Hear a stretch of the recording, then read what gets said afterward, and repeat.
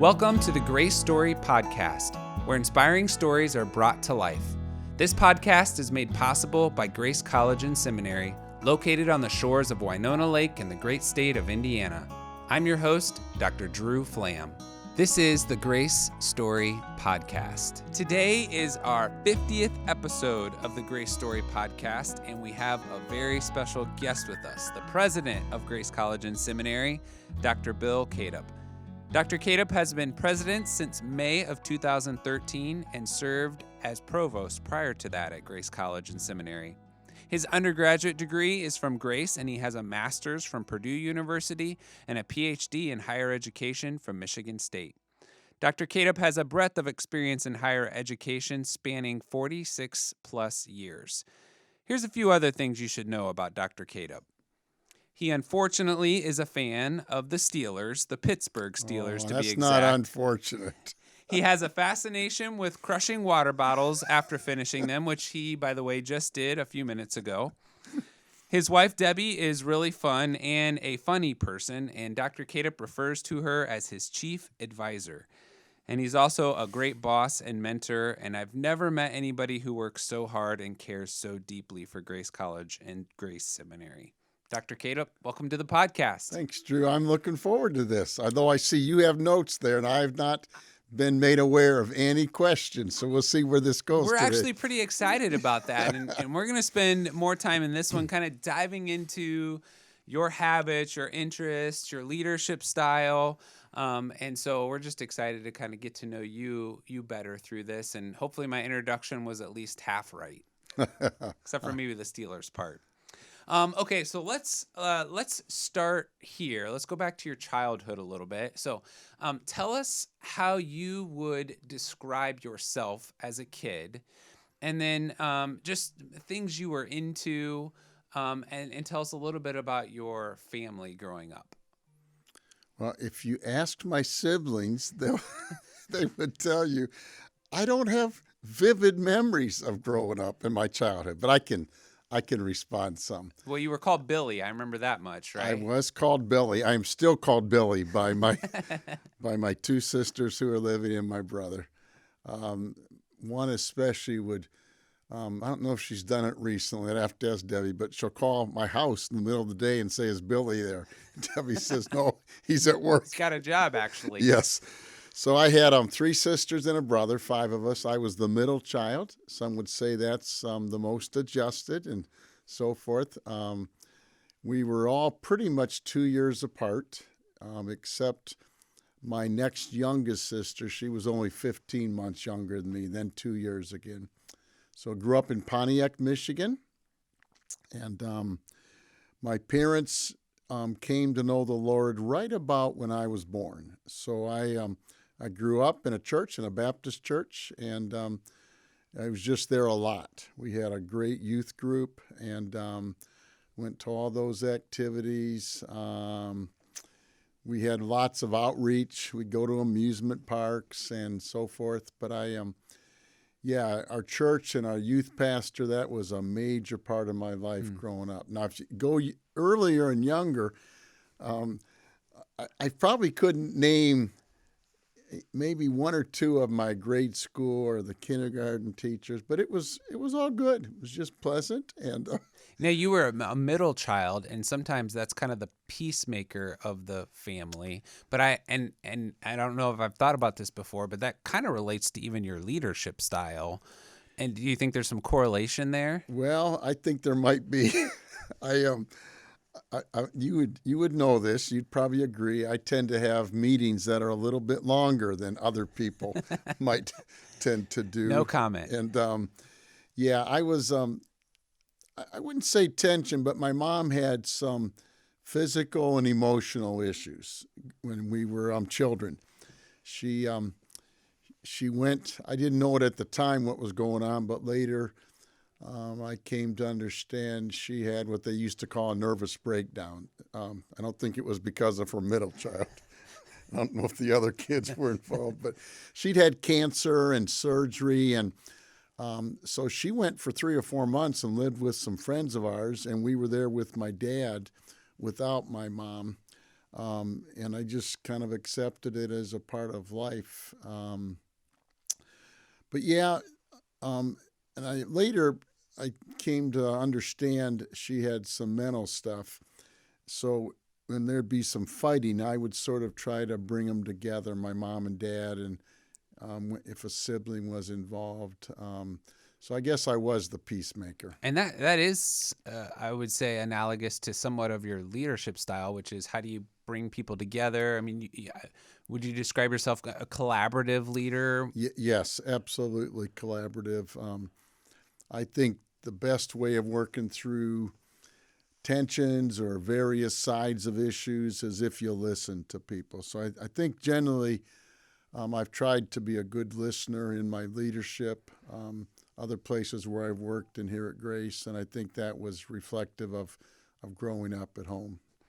When you came to Grace, you studied psychology for your undergraduate degree and clinical psychology for a master's degree. Yeah, psychology and Bible. And Bible, that's right. right. Double that's major. Right.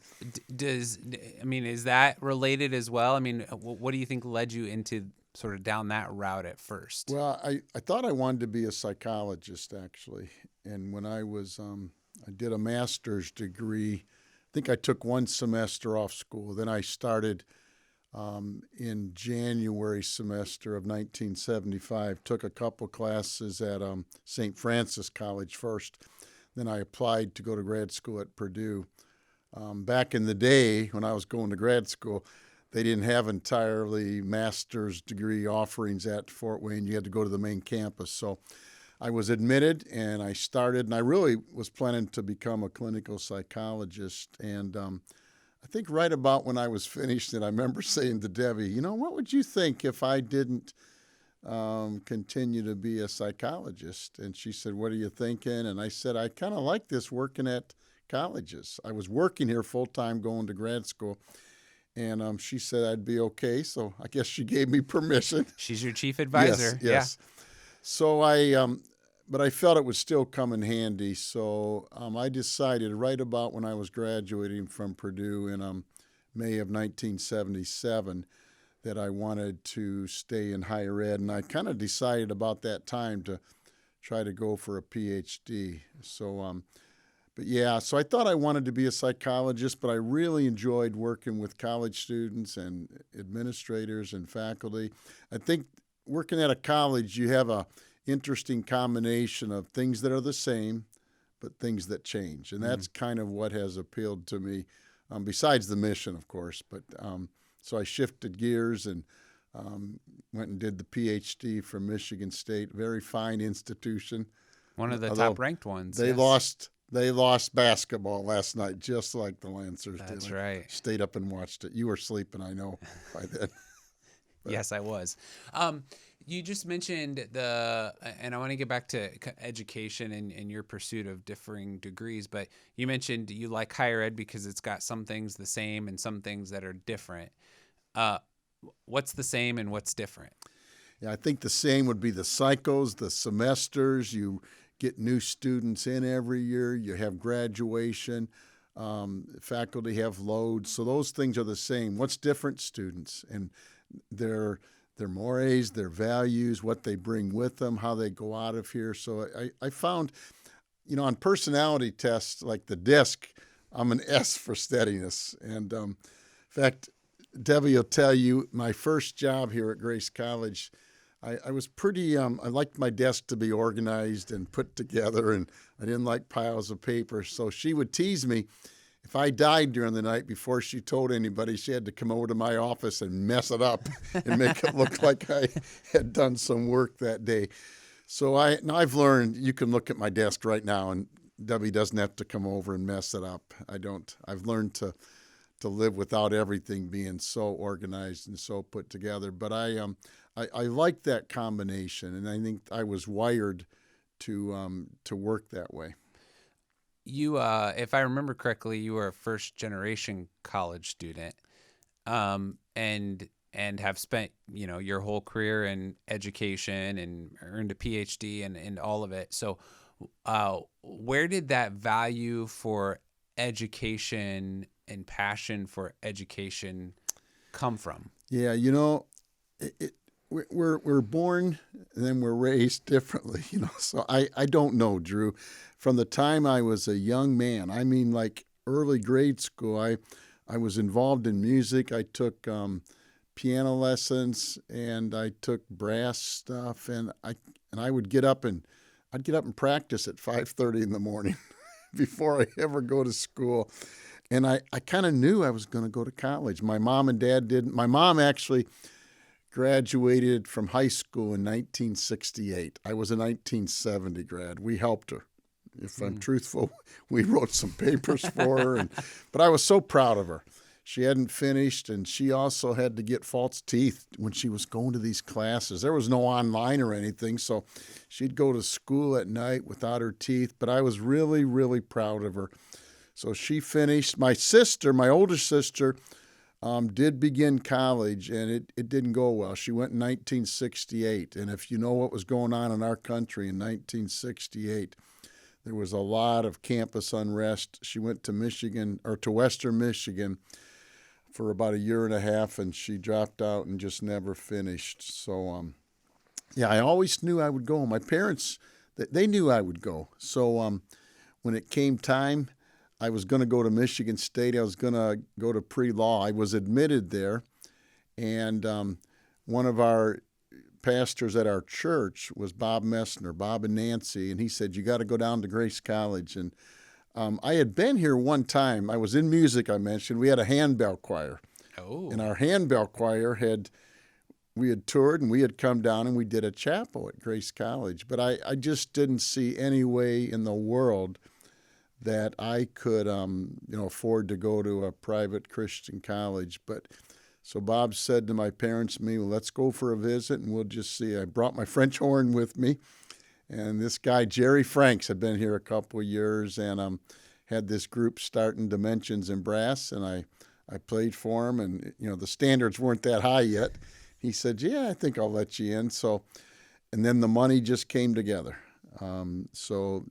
But I just always knew I would go to college. And it's kind of interesting when you ask about my family.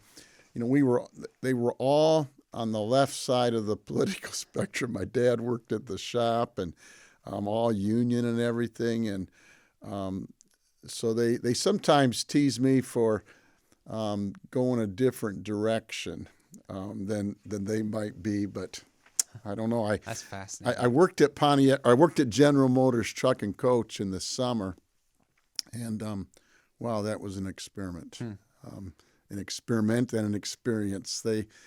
Different values.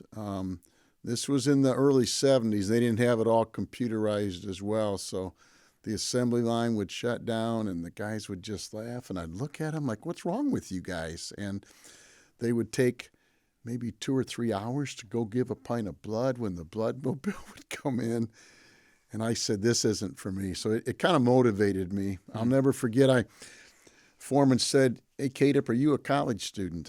I don't know how he knew, but I said yes. And he said, you going to summer school? And I was taking a class at Oakland University, and he said, you want some overtime? I said, sure. I think I made $5.23 an hour in 1972. That's pretty good. Pretty good. And then time and a half working overtime. And then I had to clean an area about the size of this room for 2 hours to sweep it. And he comes in the next day and says, Katip, you can't be doing that. And I said, doing what? He said, well, you didn't leave any work for the daytime people. I said, well, he said, bring your book tomorrow. And I said, no, I don't want to do it. So I just was wired differently, Drew. I don't know.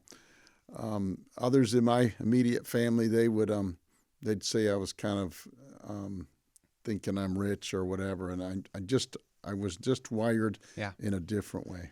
Well, it gets I wanted to get more into sort of your daily routine, and that gets to it. I mean, you are a hard worker, and that starts even in the morning for you. Like you said, you got up at 5:30 to practice the French horn, which I'm thankful piano. Oh, I was gonna say, because I knew if you were practicing that French horn at 5:30, I think we would have gotten in a fight as siblings, especially the high notes. Yes, exactly. When those high notes are just a little off on the French Yes, horn, you yes. certainly know. As they often were when I was playing. Talk a little bit about like your routine. So in the mornings, and I'm sure it's changed over the years, but right now in this stage of life, what does when do you get up? What does your morning routine look like before you get to the office? I've never needed a whole lot of sleep. I'll say that. So how many hours of sleep a night would you say? Maybe 5 to 6 Okay. has been pretty good. Like when I worked in Pittsburgh, where I worked, they had a rowing team, women's crew team, and I would get up at 10 to 5. I would shower and shave. I mean, I would shave. I wouldn't shower. I would shave, and I'd be down there by 20 till 6. And I did spinning class with the crew. And if you think spinning's for sissies, you don't know anything about it. That crew coach, she was a bear. So I'd do that for 45 minutes when they went for an hour and a half. Then I would shave or shower and then go to work. But my schedule now, I tend to get up a little later. I get up maybe 6:15, and I go. No alarm or anything. You just kind of. No, get I up? have an alarm. Okay. I have an alarm. Yeah. But I do often wake up without the alarm just before it. It's kind of interesting. But about 6:15, I like to be caught up on my email. I like to be caught up at night and before I come to work. You usually zero out your email inbox daily. Yeah. I don't like it to be sitting there. So I like to have the email cleared out. I have 2 or 3 morning devotionals and scripture that I try to get in. I try to listen to and think about it. I have 2 morning higher ed things that I read. So let's talk. What devotionals do you usually read? There's a guy named Duke Duval. I learned about him years ago. He's pretty traditional, pretty conservative. When he reads scripture, he's reading in the King James, and I haven't done that in years. But I got to know him through somebody here locally, and so I listened to his morning devotional. Then I read usually a daily reading through the scripture thing, and then try to look at what our church is doing in the reading there. So that's kind of my. Then I listen to some occasional other blogs. I'm not a big blogger, so listening to Duke Duval every morning is kind of it's been a newer thing about the last 3 or 4 years for me. Then I look at these 2 morning higher ed things every day. The Chronicle and Inside Higher Ed? Yes, the Chronicle of Higher Ed and Inside Higher Ed. I just feel like you got to know what's going on in the world in which I work, and I'll sometimes send articles to people to read if they didn't see it yet. Then I come to work, usually get here a little before 8. And do you eat breakfast usually at home? Oh, my breakfast usually is a shake that I drink. Ah, okay. I drink off-brand from Walmart, these energy shakes. Then before the pandemic, I would go out to breakfast maybe a couple days a week. And then I would eat pretty good breakfast. But if I don't have a breakfast, I drink an energy shake. On Saturdays, sometimes Debbie will say, "Would you like bacon and eggs?" And I say, "Oh, honey, you don't have to do that." She'll say, "Shut up, I'm going to cook for you today." So I like a good breakfast. But the shakes, they're pretty healthy for you, and they don't put a lot of weight on. And if you've sent me in the morning sometimes Seth Godin, who's kind of a marketing and his are interesting. Forward-thinking kind of guy. Yes, he's kind of a futurist and a marketing futurist, so I like to look at his, yes.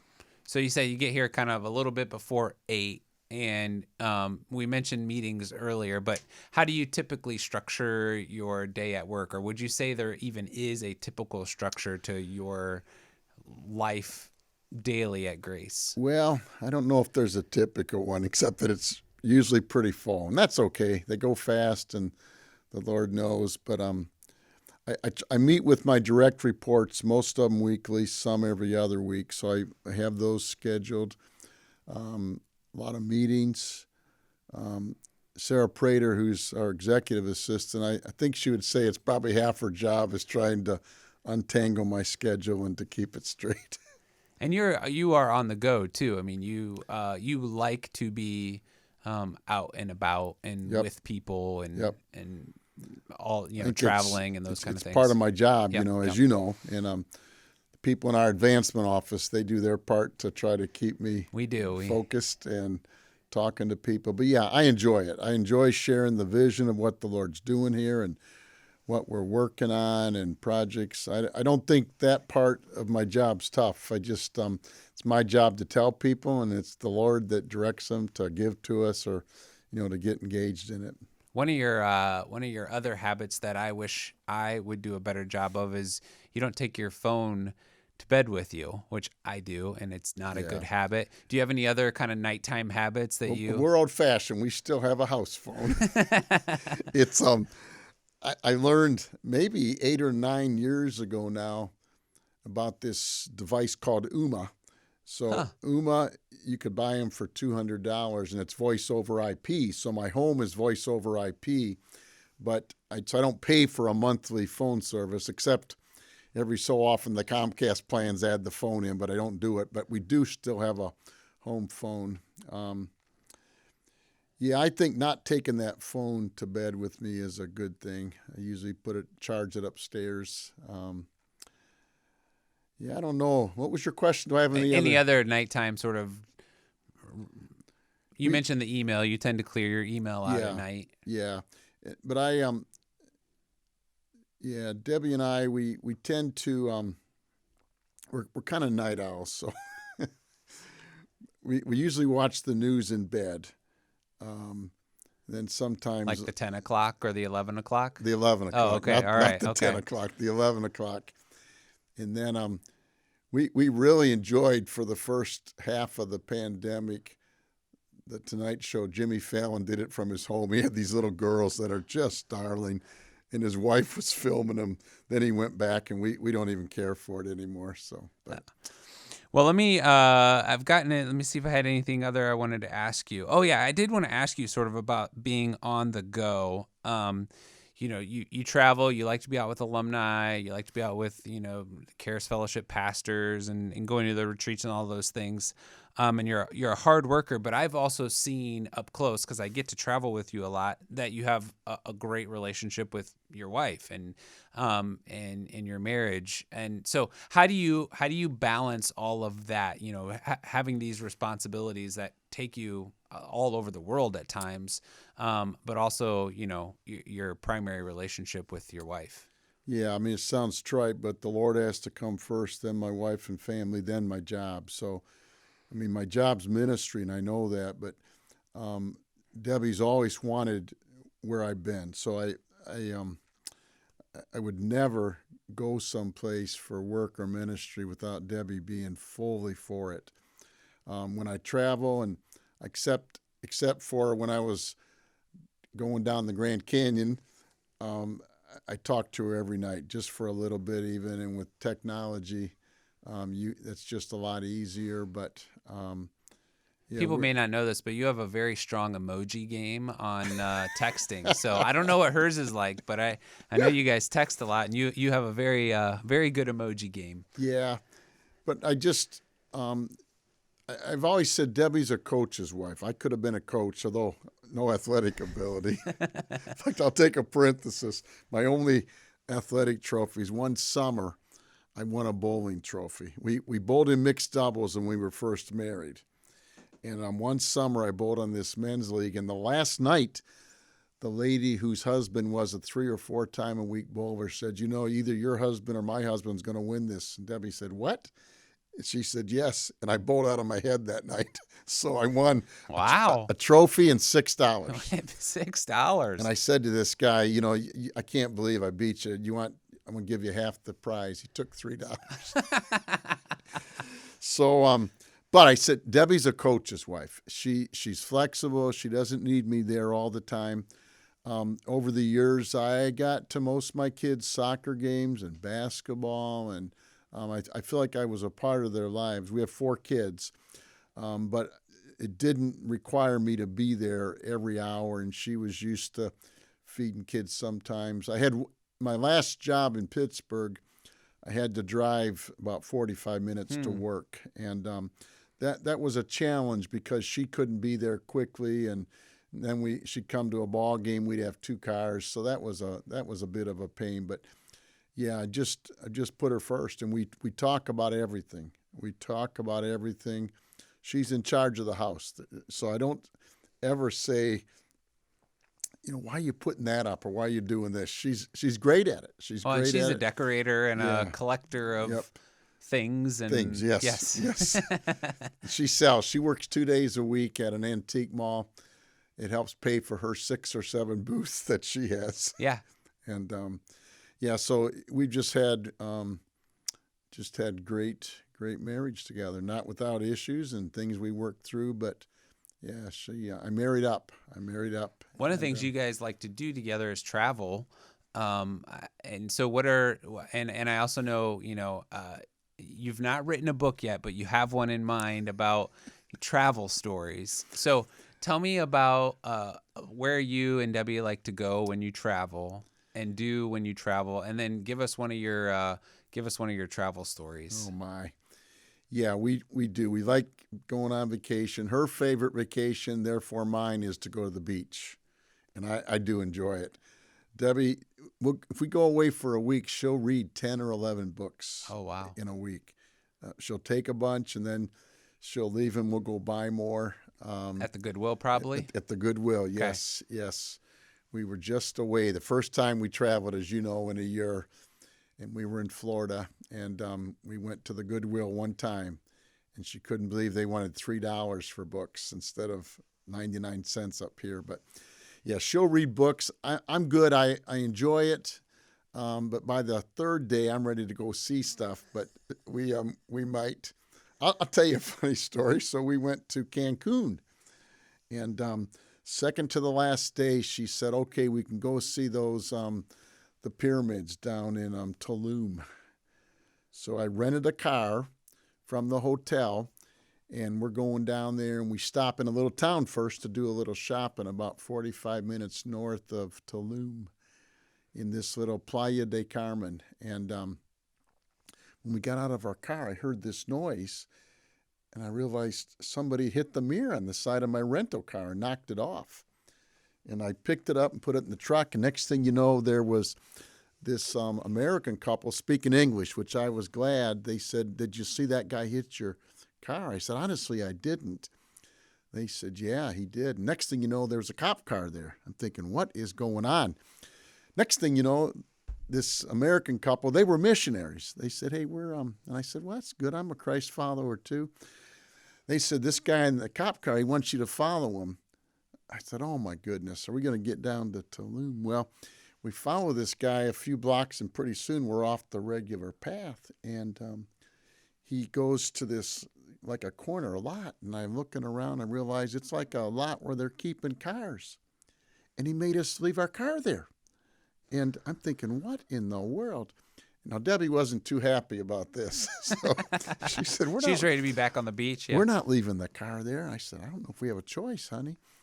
And he made us get in the cop car with him, and he started talking, and Debbie was trying to say some stuff to him. He turned the radio up, and he took us down to this little police station.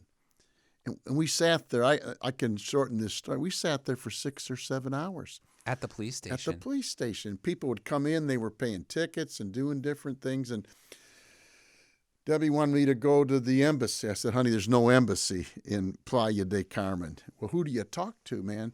And so I'd see American-looking people walk by, and I'd yell out the door, "Do you speak Spanish?" "No, we're just here on vacation." Well, about 3:30 or 4 o'clock, they did a little. We got down there about 10 in the morning, and we were there all day. And I didn't know if I should say, "How does this work here? Am I supposed to pay money, or what's the deal?" And oh my!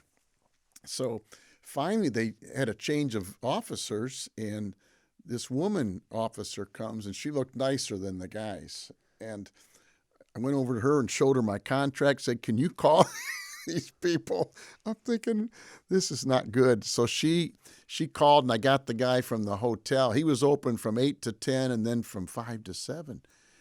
And he said, "Oh, don't worry about it. They just keep the cars when you have a little wreck." And by the way, I'd put the mirror back on, and on the side, it just scraped it, and I took my shirt and rubbed it. You couldn't even see anything. He said, no problem. My father will come over. He owns the insurance company. Oh, I had a choice in the morning. Did I want to buy $100 deductible or $1,000 deductible? And as you might guess, I bought the $1,000 deductible. So I'm thinking, oh, this is going to cost me $1,000. Well, his father comes over and gets us. I said he wanted to take us down to see the pyramids. There's no way Debbie's going to see the pyramids. So we went over. I said, you got to go look at this car, man. He said, yeah, there's nothing. So he took us back to the hotel. And that's one of my crazy vacation stories. I think you do need to write that book still of your crazy. Yeah, leadership lessons. I have vacation stories and car stories that sometime I want to write down. Car stories too. Oh man. Yeah. I knew about the vacation. Can you think of a car story? Oh my. Okay, one funny one. So Debbie's brother, he was fortunate. He went to West Point, and we're going to graduation out there. And I worked here at Grace. We weren't, I didn't have a lot of money. I was going to start grad school for my doctorate. So we bought this old VW station wagon because I sold my new car so I could have money. So we drive have the wood panel sides, or well, was it? It didn't have much of a floor. Let's just put it that way. So we drive it out there, and this thing stalls, and it won't start on graduation day at West Point. And it was not a good situation. It was not a good situation. I'll just say that for now. Yeah, I have a lot of car stories and a lot of vacation stories. So that's the teaser for the book that's going to come out someday, right there. Yes, I have someone who's going to help me. Leadership lessons from cars and vacations. Yes. So when you travel, you go to the beach. Once in a while, you get to go out and do something. Yeah, You'd like to go to Goodwill's and go like shopping too. I've even heard, I don't know if I've ever confirmed this with you. I've heard that you guys will buy suitcases on vacation and fill them with stuff and bring it back with you. That has been known to happen. Yes, that we pick up a suitcase or two. You can get them for $10 or $15 in Goodwill. And then we bring things home. Yes. For Debbie's collection to sell, for her to selling sell. Yes, and to all sell. that stuff. Okay. Yes. And we've had some nice vacations. We went to Scotland and England for our 25th anniversary, and I enjoy traveling overseas more than Debbie does. So she would be content to never go overseas. But we've gone to Vieques and Puerto Rico, so we've done some nice things. I mentioned that Cancun trip.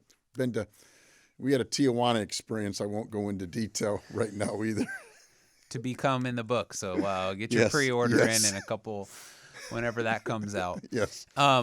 So how many countries do you think estimate how many countries do you think you've been to? I've been really fortunate. I think I've been between 25 and 30 countries. Wow. Yeah, just amazing experience. And I know you also like ethnic food. Oh, yes. You'll eat almost anything from anywhere. Absolutely. Do you have like a favorite cultural, food you probably like? Asian food, Korean and Chinese. Yeah, that's my favorite. But I like almost everything. What's like the craziest thing you've eaten, you think? Well, I was in the top of Hong Kong with folks from Geneva College, and our guide. We went to Hong Kong together, but I didn't realize. So you've been to Hong Kong twice or more? Yeah, Oh, wow. I have. Okay. And our guide was arguing with the waiter. We didn't know what was going on. He said, well, he's mad we didn't buy enough food, so I ordered some more. They brought out a couple of pigeons with, the heads. Pigeons? Yeah, with the heads and the... So our guide takes and just sort of, with his chopsticks, getting that head to come off, and then they said, Bill will take the other one. So I won't give the details. But so you ate a pigeon head? I won't give the details, I said. Okay. All right, we're gonna do. Amazingly, we've come up on our time, and I think we're gonna definitely have to do a second episode because this has been a lot of fun digging into some of your favorite things. So we're gonna call this the lightning round. So this is gonna be something you answer with one or two word or sentence answers. Okay. Okay. As best you can. And you can pass if you're not sure if you even know the answer. So. What's the last movie you saw in the theaters? Wow. I knew that one might stump you. We don't go very often. Yeah, I can't even remember, Drew. Would you say it's been months, years, decades? maybe 3 or 4 years. But okay. Yeah, I can't even remember. Debbie would tell you when it was, who we were with. Yeah, I can't even think. Okay, so next one, anything sort of on the bucket list or place you want to go, thing you want to do that you have not done yet? Yeah, I've been to Alaska twice. Debbie's never been there. I just asked her the other day, what about for our 50th, doing an Alaskan cruise? Would you want to do that? And she actually said, I think I would. So now, what I have in mind, you get off for the excursions where you do the zip lines and that stuff too. But yeah, so I think I'd love to be in Alaska with Debbie. I've gone twice and she's never been there. So besides the Pittsburgh Steelers, NFL football, any other sports that you follow? Well, the Grace Lancers, absolutely. Which you follow very closely. We love to get to as many games as we can. Yeah, I follow the Pittsburgh teams pretty close. And I'm also a Lions fan, believe it or not. That's where I grew up, and I'm pretty loyal. It's just hasn't been as much to cheer for. It's difficult there. sometimes. Yeah. They have some fantastic talent there who doesn't seem to work out. But yeah, I'm for the Pittsburgh teams, the Pirates, the Penguins, the Steelers. If you could have a dinner with someone, dead or alive, not a biblical character, who would you select? Maybe Ronald Reagan. Okay. Yeah. The conversion from an actor to president. Yeah, good one. Okay, so you can say what yours is, or maybe Debbie would be able to describe this. What would be your biggest pet peeve?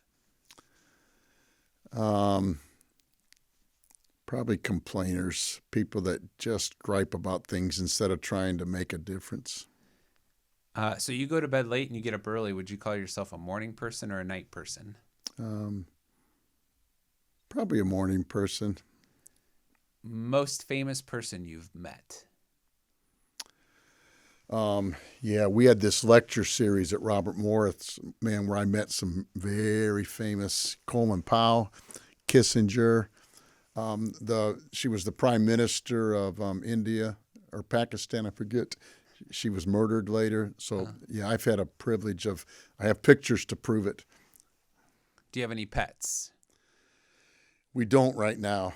And that could change any day. I could go home and Debbie could have a... She's in charge of the house. You've mentioned that, yes. She says no more pets for us. But we have, there'll be one there tonight. Our daughter's coming over. She'll bring her pooch with her, Teddy. So. Okay, so you get... and then how would you describe your computer abilities? I think pretty good given my age. I would agree with you. So Yeah. I'm gonna affirm that one. Now, Debbie, once she got into a smartphone, she has totally forgotten how you use the computer. To type her mother's Christmas letter, I have to go get it set up, pull up Word, type "Dear Friends," and then Debbie types it. She used to do typing for work, for earnings, but she doesn't even know how to get on the computer. Wow. I don't think she'll ever watch this podcast, will she? I'll send it to her. Okay. Is there coffee in your cup? Do you drink coffee? Now that's not a nice question. I don't drink coffee very much. I might drink 3 or 4 glasses per year. Per year. Yeah. Mainly just drink water, or you put some stuff in your water, right? Didn't you do sort of healthy water? I'm into zero, not, what's it called? Not Powerade. What's the brand I have? Gatorade? Gatorade, yes. Okay. I'm zero frosty flavor Gatorade is what I drink quite a bit you of. kind of squeeze it in? No, it's just you buy it. Oh, okay. You buy it. Yeah, I get it where I can. Wow. But zero. There's no calories in it, no caffeine in it. I don't know what other kind of chemicals are going into my body. But yeah, I put liquid in water too. Last thing, and I'm going to give one question about what's going on at Grace right now. What are you really excited about right now at Grace? I'm excited how our students and faculty have adapted to the pandemic. They've been wonderful. They've made major changes. So, and we're beginning. We might next week say, hang on, if we get a couple good weeks of testing, we're going to maybe lighten up on some of the restrictions. But we've survived. We've survived with our second highest ever class last fall. We're running 40 or 50 ahead on the new class for this fall. So we've not only just survived, there's been lives being changed. So that's what I'm really excited about right now. Good. Well, thank you so much for being on the podcast, being our 50th guest on the podcast for I'm honored. our 50th Thank you. episode.